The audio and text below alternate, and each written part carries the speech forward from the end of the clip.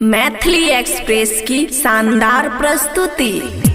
सखी के गुदा गुदी उठालय बजरिया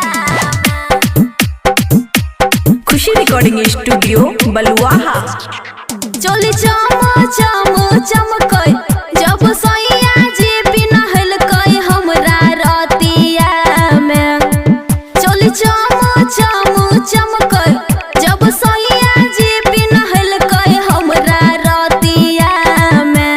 सखी के गुदा गुदी उठालय बजरिया में। सखी के गुदा गुदी उठालय बजरिया में।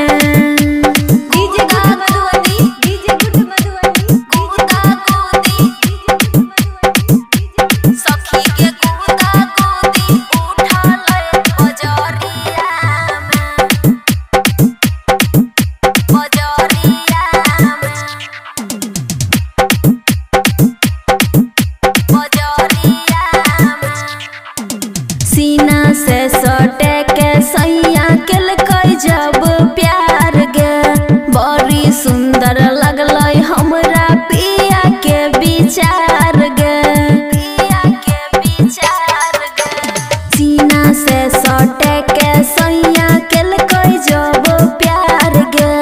बड़ी सुंदर लगलै हमरा पिया के विचार गे। करुआ तेल मांगलकै अपना हाथे से लगलकै मोर कमरिया में।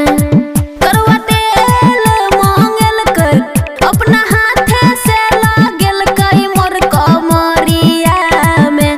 सखी गे गुदा गुदी उठालै बजरिया में। सखी गे गुदा गुदी उठालै बजरिया में।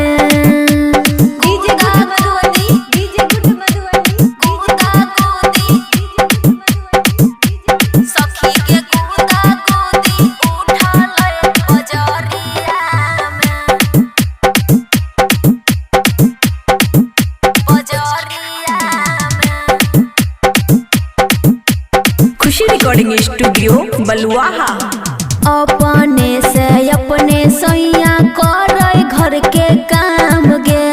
हमारा तो पलंग पर मिलै छै आराम गे।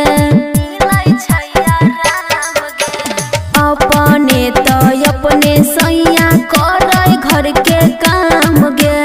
हमारा तो पलंग पर मिलै छै आराम गे। राइटर इंदर सजनवा राखो हमरा पधयनवा बैठी से जरिया में। अमन आपकी सजनवा राखो हमरा पधयनवा बैठी से जरिया में। सखी गे गुदा गुदी उठालै बजरिया में। सखी गे गुदा गुदी उठालै बजरिया में। खुशी रिकॉर्डिंग स्टूडियो बलुआहा।